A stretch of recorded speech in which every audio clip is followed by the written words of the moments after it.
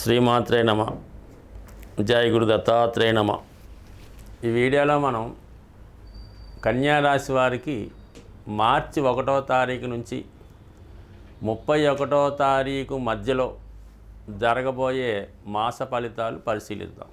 కన్యారాశి వారికి ఈ నెల ప్రారంభంలో శుక్ర, బుధ, రాహు, చంద్రగ్రహాలు సప్తమ స్థానంలో సంచరించడం జరుగుతుంది. అలాగే గురువు భాగ్యస్థానంలో ఉన్నాడు.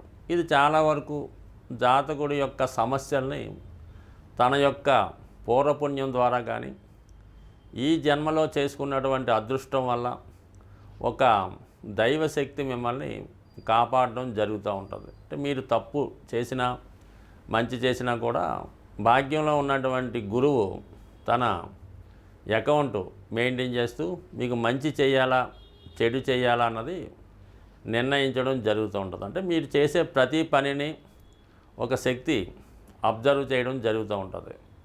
అసలు సహజంగా కన్యారాశి అంటేనే శ్రమతో కూడుకున్నది, సర్వీస్ చేసేదని చెప్పడం జరుగుతుంటే సహజ రాశి చక్రంలో 6వ రాశి అవ్వటం వల్ల సాధ్యమైనంతకు మీరు సర్వీస్ ఓరియంటెడ్గా చేయడం జరుగుతూ ఉంటుంది. అందుకని ఎక్కువగా వీళ్ళు వైద్య వృత్తి, నర్సింగు ఇలా చేయడం జరుగుతుంది. చాలామంది మన గృహంలో ఈ హౌస్ వైఫ్గా ఉన్నటువంటి స్త్రీలు ఈ కన్యా రాశికి చెందిన వారు అవ్వడం ఎక్కువ మందికి కనబడడం జరుగుతూ ఉంటుంది. వీళ్ళు అందరినీ కుటుంబంలో అందరినీ సమానంగా చూస్తూ అందరికీ ఏది కావాలో అది సమకూర్చడం జరుగుతూ ఉంటుంది. అందుకని ఈ కన్యా రాశి వారు ముఖ్యంగా స్త్రీలు నిరంతరం ఏదో పని చేస్తూ ఉంటారు. పొద్దున్న లేచిన దగ్గర నుంచి వంట పని చేసిన దగ్గర నుంచి రాత్రి పడుకునే దాకా కూడా ఏదో ఒకటి సర్దడం, ఏదో ఒకటి చదువుకోవడం, రాయడం, అంటే వాళ్ళ వృత్తులను బట్టి మాత్రం ఒక అరక్షణం కూడా ఖాళీ లేకుండా చాలా బిజీగా, శ్రద్ధగా, నైపుణ్యంగా తమ యొక్క విధి నిర్వహించడం జరుగుతూ ఉంటుంది. అటువంటి కన్యారాశి వారికి 6వ స్థానంలో రవి శనిగ్రహ సంచారం ఇక చివరి అవకాశం ఈ రాశి వారికి. గత 2.5 సంవత్సరాలుగా 6వ స్థానంలో శని భగవాను యొక్క సంచారం ఈ రాశిలో ఉన్నటువంటి నిరుద్యోగులకి, జీవితంలో మనం కష్టపడి ఏదన్నా చేయాలి, చిన్న పనైనా పెద్ద పనైనా పర్వాలేదు అనుకున్న వారికి కంపల్సరిగా ఈ గ్రహస్థితి వాళ్ళకి అనుకూలించడం జరిగింది. అంటే సాధారణంగా ఈ రాశిలో ఉన్నవాళ్ళు లేజీగా, ఖాళీగా ఎవరు ఉండడం జరగదు. ఇంకా ఎవరైనా ఉన్నారు అంటే మరి ఇది ఆఖరి ఛాన్స్ మీకు. ఈ నెల 29వ తారీఖు లోపల మీరేదో ఒక చిన్న స్థాయి ఉద్యోగంలో ప్రవేశిస్తే ఆటోమేటిక్గా అది పెద్దదిగా మారే అవకాశం ఉంది. కాబట్టి ఎప్పటికైనా ఏదో ఒక ఉద్యోగంలో మీరు చేరిపోండి. అయితే రవి కూడా శనితో కలిసి ఉన్నాడు కాబట్టి మరి ప్రభుత్వ ఉద్యోగం అయినా, అంటే ప్రభుత్వ ఉద్యోగం అంటే ఆఖరికి గ్రామ పంచాయతీ దగ్గర నుంచి సెంట్రల్ గవర్నమెంట్ వరకు కూడా ఏదన్నా చెందుతూ ఉంటుంది. అలాగే మీకు వారసత్వంగా మీ పెద్దవారి ఉద్యోగం ఏమైనా రావాల్సి ఉంటే కారణాంతరాల వల్ల కొన్ని ఎండోమెంట్స్ డిపార్ట్మెంట్లోను కొన్ని డిపార్ట్మెంట్లో వారసత్వంగా ఉద్యోగాలు ఇవ్వడం జరుగుతూ ఉంటుంది. సాధారణంగా ఈ క్లాస్ 4 చిన్న స్థాయి ఉద్యోగాలు అయి ఉంటాయి.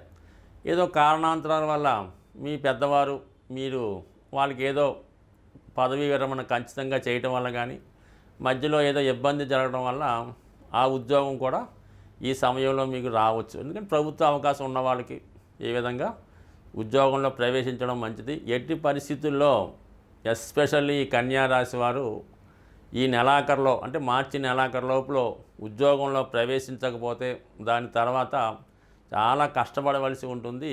ఈపాటి ఉద్యోగం కూడా అప్పుడు రాకపోవచ్చు.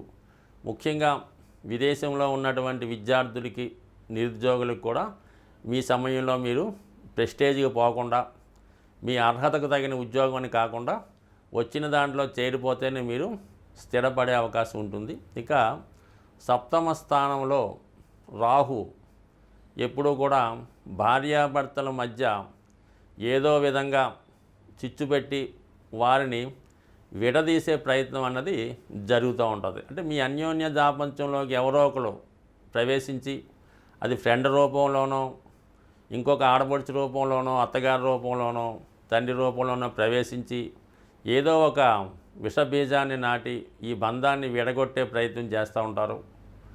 అది చాలా వరకు మీరు ఆలోచించండి.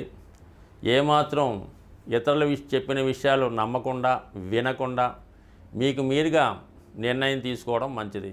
ఇక వీళ్ళకి భాగ్యాధిపతి శుక్రుడు సప్తమ స్థానంలో ఉచ్చులోకి రావడం వల్ల, మరి ఇప్పుడు ఈ నెలంతా కూడా వక్ర గమనంలో ఉండడం వల్ల మీ జీవిత భాగస్వామి యొక్క హోదా అనూహ్యంగా పెరగడం జరుగుతుంది. మీరు ఊహించిన దానికన్నా మీ యొక్క జీవిత భాగస్వామి యొక్క హోదా పెరుగుతుంది, గౌరవం పెరుగుతుంది, నిజాయితీగా కూడా ఉండడం జరుగుతూ ఉంది. వ్యక్తిగతంగా ఈ రాశిలో ఉన్నటువంటి స్త్రీలకి విశేషమైనటువంటి అదృష్టం కలగబోతుంది. ధనాధిపతి భాగ్యస్థితి, అలాగే భాగ్యాధిపతి సప్తమ స్థితి, అలాగే ధనాధిపతిగా ఉన్నటువంటి శుక్రుడు కూడా మరి ఉచ్చులో పొందడం, ఇక్కడ సప్తమ భాగ్యాధిపతుల మధ్య పరివర్తన, ఇది మీ యొక్క జీవిత భాగస్వామికి విదేశ అవకాశాలు కానీ ఉన్నత విద్యా అవకాశాలు కానీ రావడం జరుగుతూ ఉంటుంది. మరి భాగ్యస్థానంలోకి శుక్రగ్రహ మార్పు అంటే ఇది టెంపరీగా ఎక్స్చేంజ్ వల్ల రావడం వల్ల ఈ రాశిలో ఉన్నటువంటి స్త్రీలకి విశేషమైనటువంటి సౌభాగ్య యోగాన్ని, ధనయోగాన్ని, విదేశ యోగాన్ని కూడా ఇవ్వడం జరుగుతూ ఉంది. బట్ ఏదైనా కన్యా రాశి వారికి అటు స్త్రీలకి అలాగే అబ్బాయిలకు కూడా ఉద్యోగ ప్రయత్నాలు ఫలిస్తాయి, వివాహ ప్రయత్నాలు ఫలిస్తాయి, జీవిత భాగస్వామి ద్వారా మీకు హోదా పెరుగుతుంది. ముఖ్యంగా విదేశంలో ఉద్యోగం కొరకు కానీ వీసా కోసం కానీ ప్రయత్నం చేస్తున్న వారికి ఈ నెలలో అనూహ్యంగా వచ్చే అవకాశం ఉంది. ఏదో కారణాల వల్ల ఒకసారి రిజెక్ట్ అవుతే మళ్ళీ ఇదే నెలలో మీరు ప్రయత్నం చేయడం వల్ల కంపల్సరీగా మీ యొక్క జీవితాశయం, మీ కలలు నెరవేరే అవకాశం ఉంది. ఇప్పుడు ఈ మార్చి నెల రాశి ఫలితాల్లో ముఖ్యంగా ఏంటంటే శుక్రగ్రహం ఉచ్చస్థితిలో రావడం వల్ల కామన్గా ఈ యొక్క లోకంలో అంటే ఈ ప్రపంచంలో లేదంటే మన సిటీలో మనీ రొటేషన్ అన్నది బాగా పెరగడం జరుగుతూ ఉంటుంది అన్నమాట.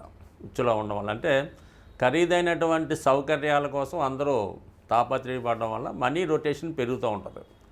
ఇదే సమయంలో విలాసమైనటువంటి వస్తువులు, ఖరీదైనటువంటి వాహనాలకి డిమాండ్ కూడా పెరగడం జరుగుతూ ఉంటుంది. ఈ అందరూ కూడా ఏదో ఒకటి కొనుక్కోవాలి, సంపాదించుకోవాలన్నటువంటి విషయంలో ఉంటారు. దాని కొరకు ఏంటంటే ఈ శుక్రుని యొక్క అనుగ్రహం మనం పొందాలి, శుక్రుడు అనుకూలంగా ఉండాలంటే శుక్రుని యొక్క అధిదేవత అయినటువంటి లక్ష్మీ అమ్మవారిని మనం ప్రసన్నం చేసుకోవలసి ఉంటుంది.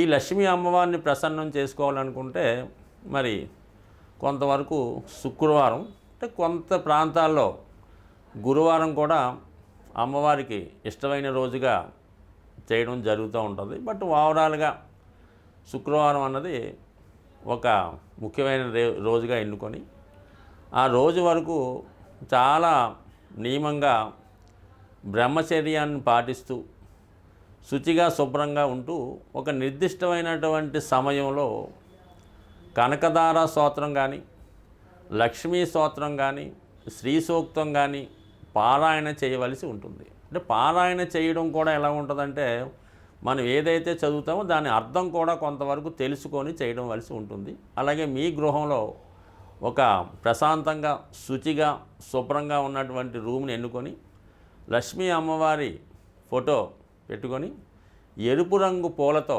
అమ్మవారిని అలంకరించి ఒక వెండి గ్లాసులో పాలు నైవేద్యంగా పెట్టి ఆ పాలలో ఏదో ఒక పటిక బెల్లం ఏదో వేసి తేనె కానీ వేసి లేదంటే అమ్మవారికి తేనె కూడా సమర్పించి ఆ ప్రసాదాన్ని మీరు మీ కుటుంబ సభ్యులు మాత్రమే తీసుకోవలసి ఉంటుంది.